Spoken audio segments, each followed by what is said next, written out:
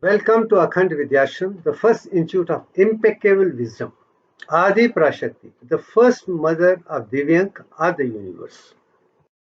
My mission is to find impeccable wisdom, knowing which everything is fully known. My greatest discovery has been Divyank, the divine design of nature with which the perfect objects are created. And with the help of Divyank, I am able to understand A to Z of the entire universe, and that is what I am trying to explain in my video. Now let's start. What is the understanding of Atma, a soul, by the ancient Indian definition? Atman cannot be cut, burnt, dissolved, or destroyed is well written in Vedas and all the Indian scriptures. Also, Atman is eternal, blissful, omniscient, omnipresent, all-knowing, Antaryami, Satchitanand, etc. Everything has been explained beautifully with the description what Atman, and no wonder all the Upanishads talk about it. No self or no Atma, and if you know Atma, everything else will be fully known. This journey is to find out Atma and then try to understand inside entire world, entire human being consciousness. Let's see. Now, this particular definition of Atma, or soul, can be represented in an inert matter. As we say, an inert matter cannot react, cannot form compound with other atoms, cannot be burnt, cut, dissolved, and destroyed. Almost all the characteristics of Atma are found in inert matter. And you can always say inert matter and Atma same. So soul is made of inert matter, I think is a hypothesis we can accept to start with. Now, after having first few videos talking about my autobiography to give my own CV of this particular life, now we start the real work of Akhand Vidyashram to lay in with the evidence from before the creation to after creation to this level, how we have evolved to this level, knowing which everything else we can understand. So we need to go back before creation of the universe itself. So AKASH is the first thing which comes to my mind. AKASH is the name for Primordial Universal Space. That was before the creation of the universe. According to Vedas, the Primordial Universal Space was covered with darkness, अंधकार. सृष्टि के निर्माण से पहले अंधकार था. Mean everything was dark. That means it is tamas, inertia, a complete darkness. This statement has been well accepted and repeated by everybody over a period. Then, Brihad Aranyakya Upanishads of Maharishi Yajnavalkya has a different definition. He says the space before the creation was covered with death, mrityu. And he did not use the word darkness. In other words, whatever was there was like a dead body. Now, according to voice of silence, nothing can come out of nothing. Nothing has ever come. There was something before the creation. What was that? Is what he called it Adi Prashakti. Space was filled with argon 40 inert matter is a statement of voice of silence. Let's try to understand how far it is true. Let's understand whether argon 40 as such or inert matter as such. How does it explain darkness before the creation? Inert matter, which has electrons, protons and neutrons in inert matter, is always centered in the center. Outer orbit is complete, whether it's helium, whether it's neon, whether it's argon. As a result, there was darkness outside and light inside can be understood. But we are scientists. We want a scientific proof. And scientific evidence is, let's say the signboards of inert gases like helium or neon, unless until they are charged, you see nothing there. But the very moment you charge, you see all the brilliant colors of different nature and all those signboards become brilliant. It proves that inert matter by itself only exhibits darkness outside, but only when charged, that inside is brought out as a light. I think it's fairly scientifically acceptable that inert matter was responsible for darkness before creation, or the dead body, or matter lying dead as such. From that space, from that dark matter or inert matter, first formation was a Maha Brahmand, greater universe.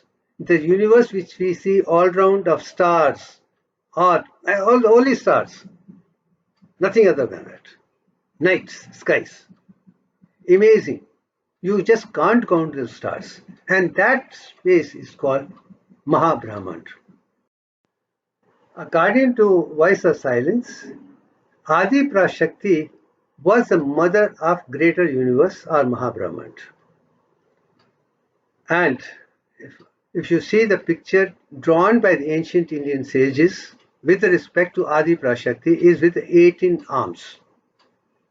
What do these 18 arms of Shakti, Adi Prashakti represent? According to Voice of Silence, they represent 18 electrons. All the Shakti represent electrons, whereas neutrons and protons are called Shakta. So this Shakti has got 18. So which element has got 18 electrons? It is argon 40. So it explains.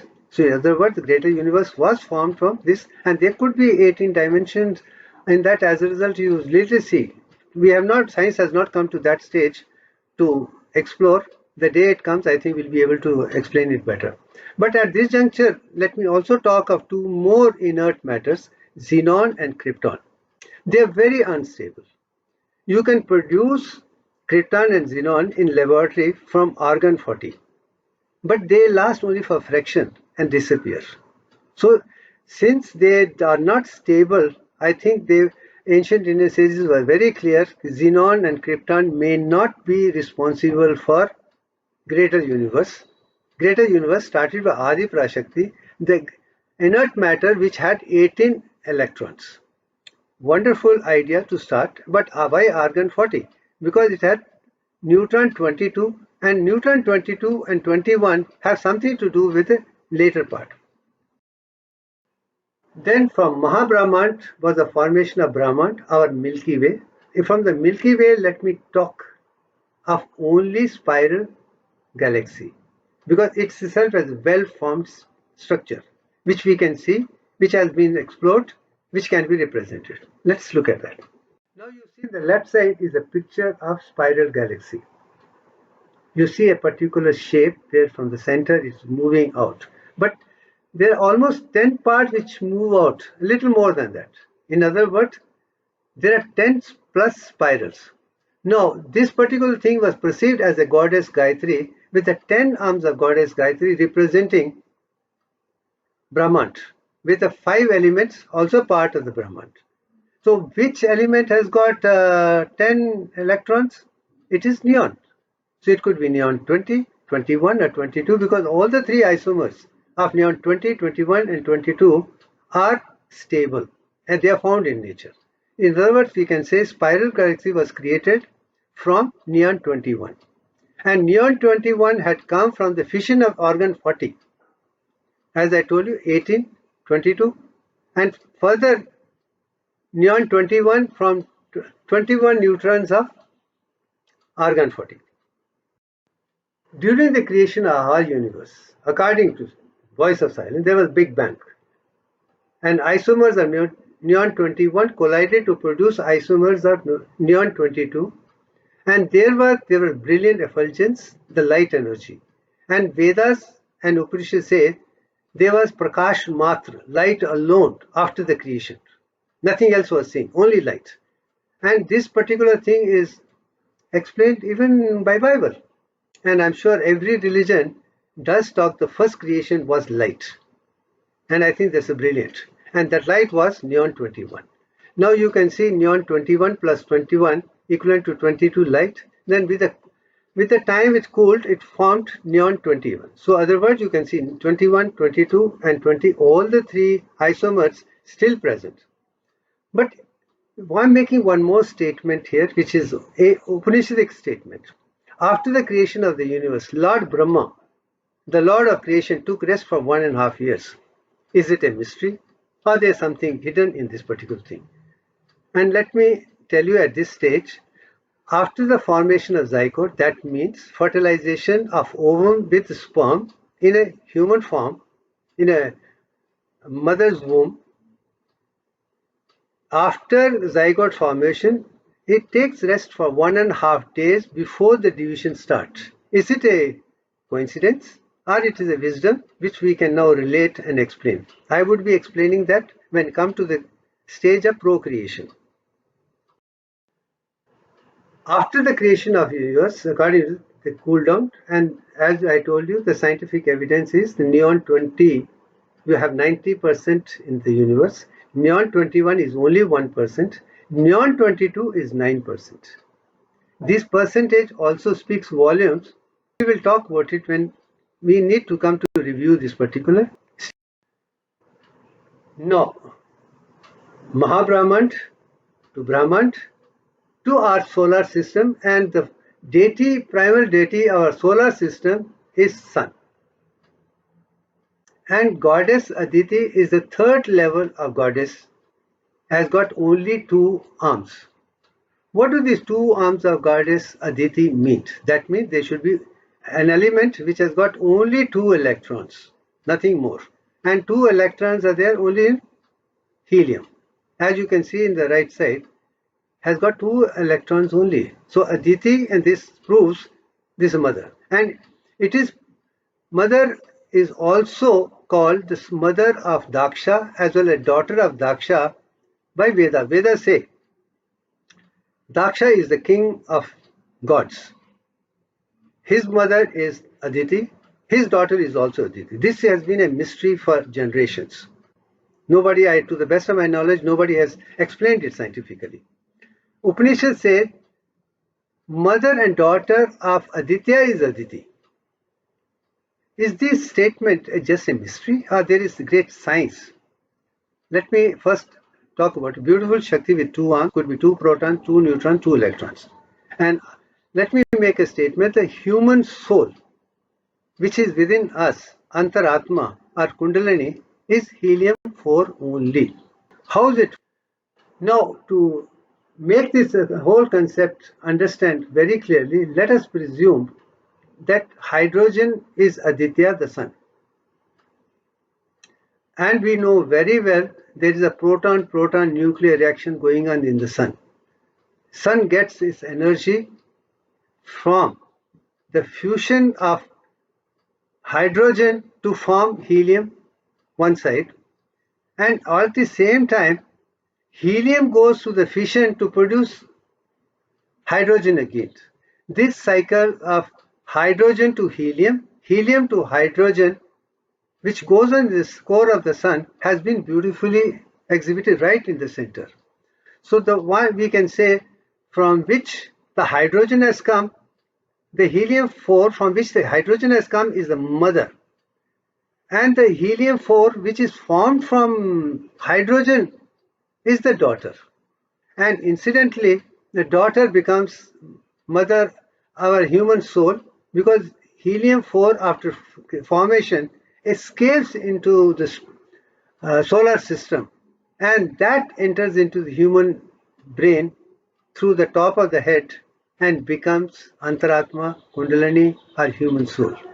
And that's the most beautiful statement. In other words, helium-4 is Antaratma, human soul,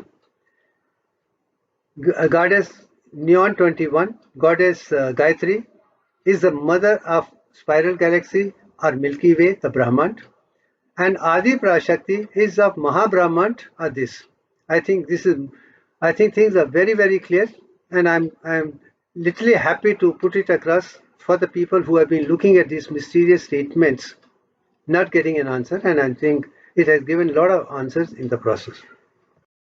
Now, right in the middle is sun, and I think I'll not go into details of this. I think we have discussed, and we are going to discuss much more than. But at this particular juncture, I would only say The ancient sages have written Vedas, Upanishads, and other scriptures, given us so much of knowledge about universal consciousness, how things have happened, but unfortunately they always remain a mystery. And I'm glad with the help of my voice of silence, I'm able to demystify, decode some of the things and represent here with the scientific evidence, which I'm happy from. And I'm sure everybody else would equally be happy with whole understanding. Thank you very much for kind listening and encouraging.